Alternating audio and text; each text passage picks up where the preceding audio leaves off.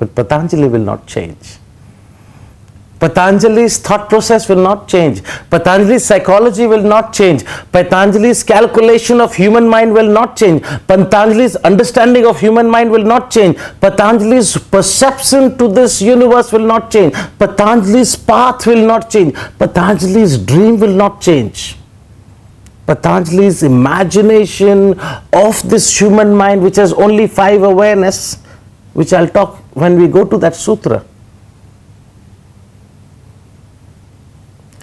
If yoga was asana, pranayam, kriya, bandh, mudra, then first thing Patanjali would have talked about asana. And the yoga knows in the west, east, north, south is asana. My friend, please understand this science with me. So this thing happened with this master and student. Now says, now you can do the discipline of yoga. Now you can practice yoga. And what is practice of yoga? It's sunya. Sunya. This calm. Now the question comes that this incident is happening on one side of my talk, where this master has met his student after 20 years. And on the other side, what you're talking about is the poet, the scientist, and the yogi. How do they differ? And this has to be understood to understand Patanjali well, because he's all three. Other than poet, he's all two. He's not a poet.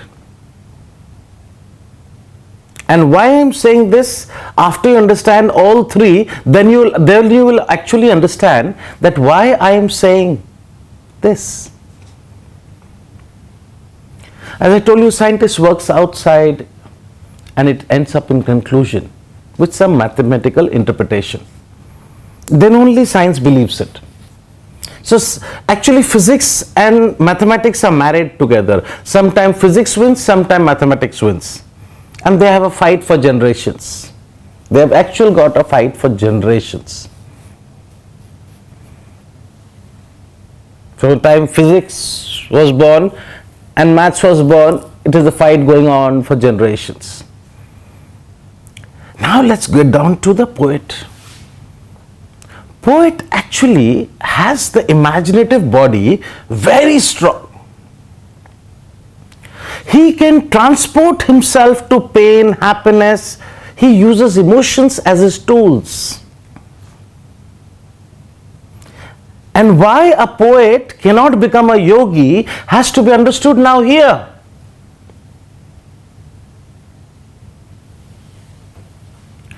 Poet, you see, you hear some nice songs, melodious songs. Yarana, the sound.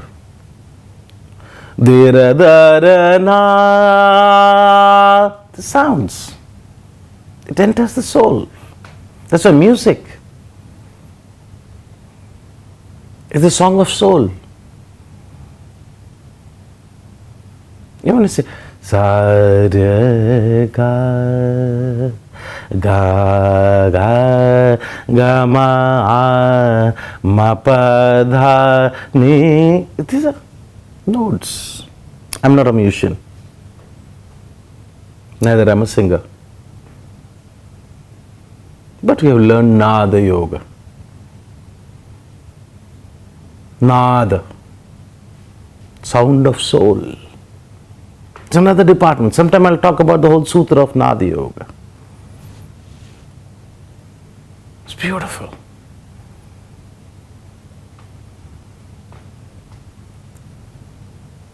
Samohan Yoga. There's so many. The whole Gita, all chapter ends with yoga. Sometime I'll talk about Gita. Yoga through Gita, knowledge of yoga through Gita.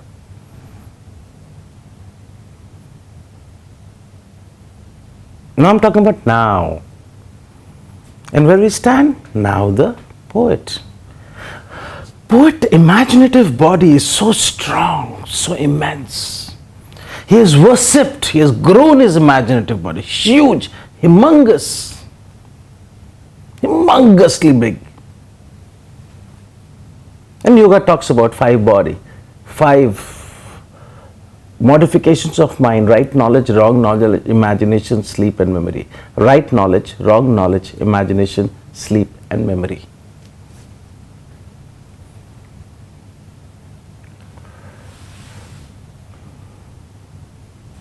Imagination, one of the modifications of the mind. If you use the modification of the mind, you will have to walk that path with the closed eye.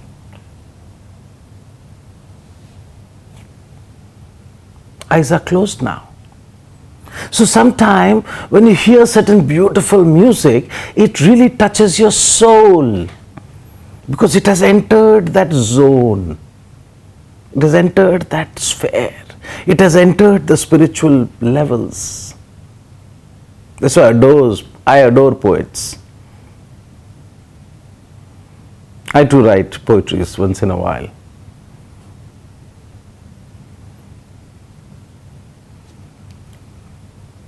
They have walked that path. They have entered that zone. They have dived into the unknown with the closed eyes. They have gathered few gravels. They have gathered few sand, few soil.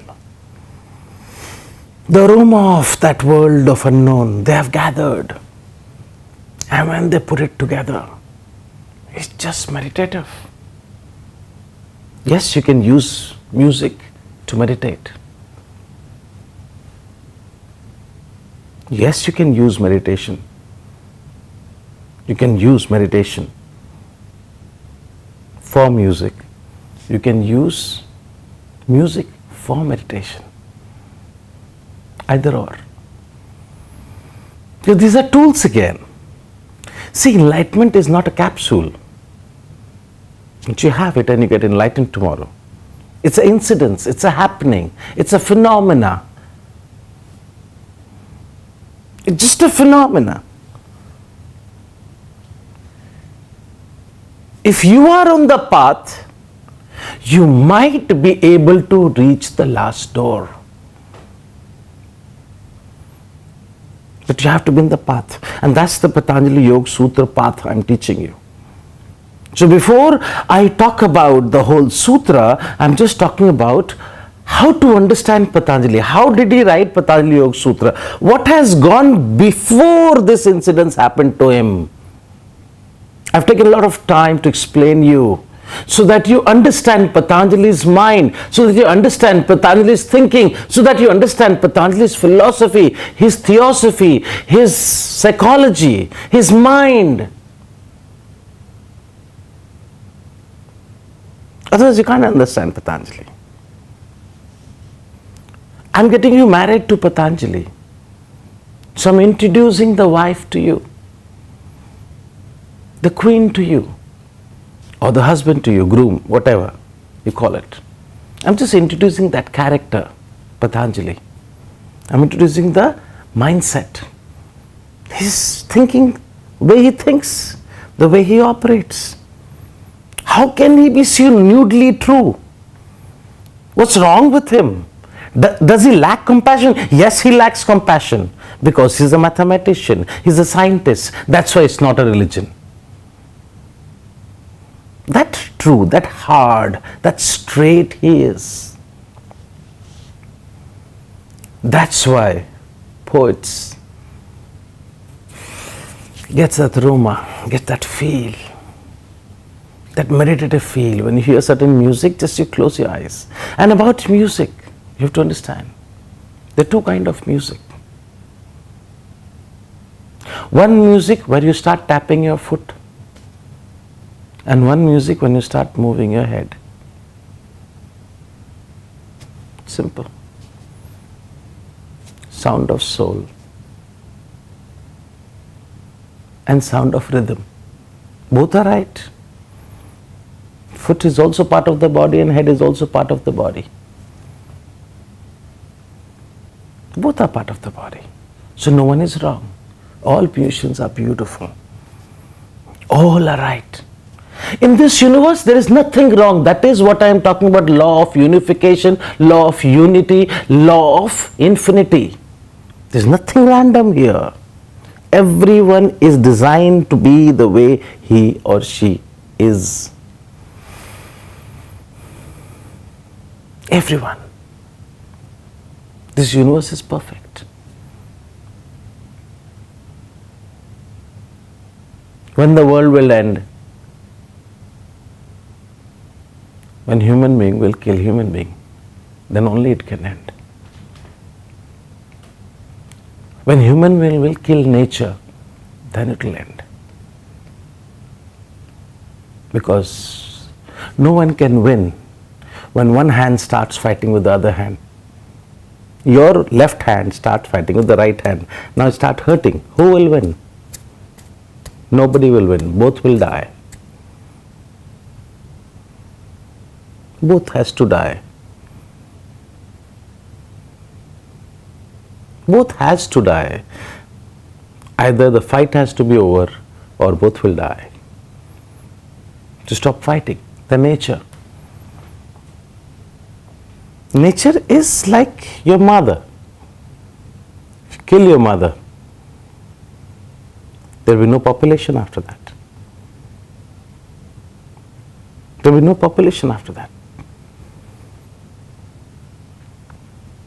So the poet has grown this imaginative body to that degree that in some space I can call him a yogi too. I can call him a yogi too. But the yogis enter that field, gather that aroma, but closed. Spirituality is a closed lesson.